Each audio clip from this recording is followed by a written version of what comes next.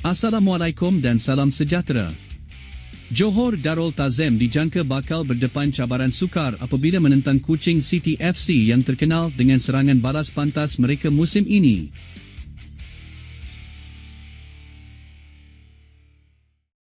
Pasukan kendalian Aidil Syarin itu dilihat cukup berbahaya ketika melakukan counter-attack terutama melalui larian pantas di bahagian sayap dan hantaran terus ke ruang kosong.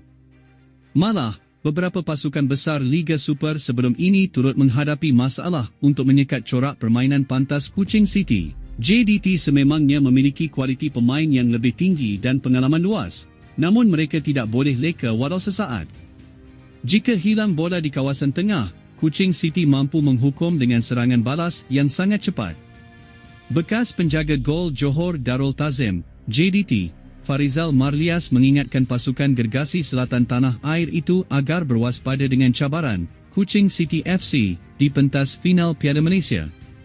Farizal yang juga bekas penjaga gol Harimau Malaya melihat Kuching City bukan saja konsisten dalam saingan Liga Malaysia, Liga M, malah pasukan itu juga cukup berbahaya dari segi serangan balas.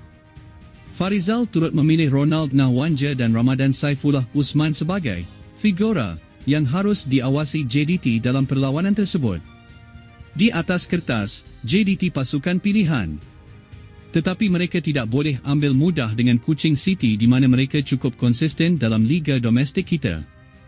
JDT perlu berhati-hati dari segi serangan balas yang efektif terutamanya daripada Ramadan, Saifullah dan Ronald Nahwanja, katanya.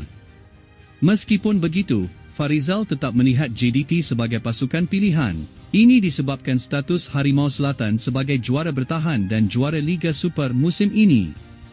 JDT dan Kuching City bakal berentap di pentas final di TM Stadium Nasional pada 23 Mei ini.